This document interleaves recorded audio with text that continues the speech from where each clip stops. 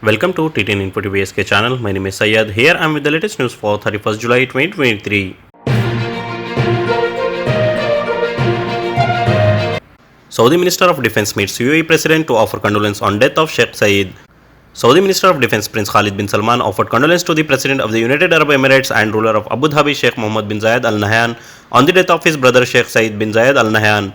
The condolences were offered during a reception between Sheikh Mohammed bin Zayed Al Nahyan and Prince Khalid bin Salman at Shatiya Palace in Abu Dhabi on Saturday. Saudi Arabia issued guidelines 2,000 Saudi Riyal fine and 1-year recruitment ban for mistreatment of domestic worker. There are several provisions to protect the rights of domestic worker and their employee in the new regulation that will come into effect shortly, according to well-informed source at the Ministry of Human Resources and Social Development.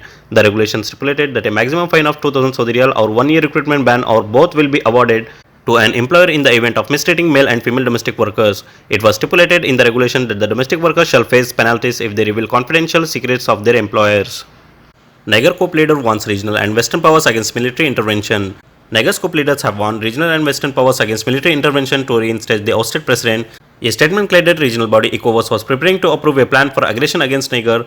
The bloc of West African nations has not commented it is meeting to discuss the coup, which it has condemned. Meanwhile, hundreds of coup supporters protested outside the French embassy in Niamey after French stopped aid. Some of them also chanted "Long live Russia, long live Putin" and "Down with France." AFP news agency reports France would not tolerate any attacks on its interest in Niger and would respond in an immediate and interactable manner, President Emmanuel Macron office said in a statement. Niger Security Council strongly condemns efforts to unconstitutionally change government. In a press statement published on Friday, the Security Council member called for the immediate and unconditional release of Niger's democratically elected President Mohamed Bazoum and underscored the need to protect him, his family and members of his government. The members of the Security Council strongly condemned the efforts to unconstitutionally change the legitimate government of the Republic of Niger on July 26, 2023. Earlier this week, the demand to release the President of Niger was voiced by the UN Secretary General Antonio. Late on Wednesday, a group of Nigerian military officers made a television announcement declaring a coup after a member of the President's own guard detained him inside his office in the capital city of Niamey. According to news reports, the attempt coup did not have the backing of the entire military, but the head of the army announced that he supported the move. Saudi Arabia's Prince Faisal and General Burhan discussed developments in Sudan. Foreign Minister Prince Faisal bin Farhan received a phone call from the chairman of the Sudanese Transnational Sovereignty Council, General Abdul Fattah al-Burhan, during which they discussed developments in Sudan. Prince Faisal confirmed to General al-Burhan the importance of commitment of all Sudanese parties to restore the course of humanitarian work. The Saudi Foreign Minister also affirmed the necessity for commitment to protect the civilian and workers in the relief field, as well as to ensure the safety of humanitarian corridor to guarantee the arrival of basic aid. Prince Faisal has renewed Saudi Arabia's call for calm and giving priority for the national interest and stopping all forms of military escalation. With 9 million in Gulf countries, GCC makes top destination for Indian expats. Nearly 9 million Indian expats live and work in Gulf Cooperation Council countries, new data show, making the region their top destination and the Indian Gulf Migration Corridor one of the busiest in the world. European Safety Agency risk alert for the airspace for Lahore and Karachi. The European Union Aviation Safety Agency has issued instruction to European airlines to exercise caution when flying over the Pakistani cities of Lahore and Karachi. The European Union Aviation Safety Agency has said in its advisory on Sunday that aircraft should fly higher than 26,000 feet above Lahore and Karachi. The directive has been issued in view of the current security situation in the region and state that not state groups are likely to be armed with weapons targeting ships. However, airline will be free to decide whether they follow these guidelines or not. According to the security agency, the region of Kashmir has become a source of conflict when frequently military operations can pose a threat to civil aviation. Chances of more rains, high flows expected in Indus River.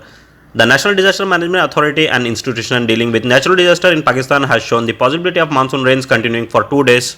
The National Disaster Management Authority has said in its tweet on Saturday that during the next 48 to 72 hours there will be rain in the province of Punjab, Khyber Pakhtunkhwa, Gilgit-Baltistan, Islamabad and Pakistan-administered Kashmir. Man sentenced to 1 year in prison for stealing KitKat in Kuwait. According to Urdu News, a Kuwaiti corruption court has sentenced a citizen to 1 year in prison for stealing chocolates. According to Al Arabiya Net, a citizen with a criminal record stole 23 KitKat cartoons, 20 Cadbury cartoons and 12 Kinder cartoons from the Salmiya Cooperative Society branch. Their total value is 377 dinars. After looking at surveillance camera in Kuwait, it was confirmed that the suspect committed the thief in February earlier this year. The accused confessed to the thief before the investigating authorities after being confronted with the evidence and surveillance camera footage.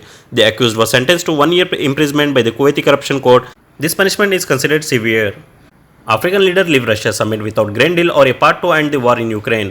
African leaders are leaving 2 days of meeting with Russian President Vladimir Putin with little to show for their request to resume a deal that kept grain flowing from Ukraine to find a path to end the war there.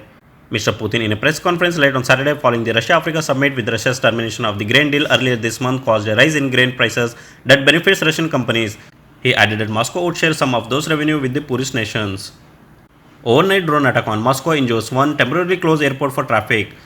Russian authorities says 3 Ukrainian drones attacked Moscow in the early hours on July 30, injuring one person and prompting a temporary closure for traffic of one of 4 airports around the Russian capital. It was the fourth such attempt at a strike on the capital region this month and the third this week, fueling concern about Moscow's vulnerability to attack as Russia's war in Ukraine drags into its 18th month.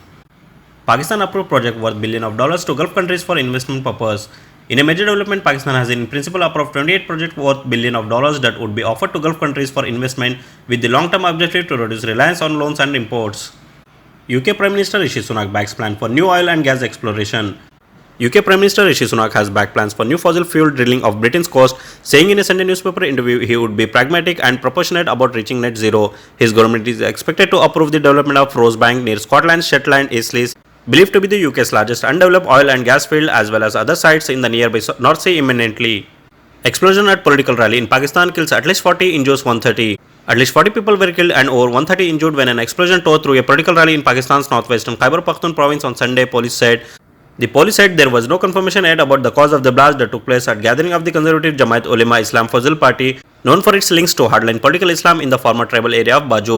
The JUIF organized a workers' convention in Khar town, Bajur, in which 40 people lost their lives and more than 130 were injured, District Police Officer Nazir Khan told Reuters.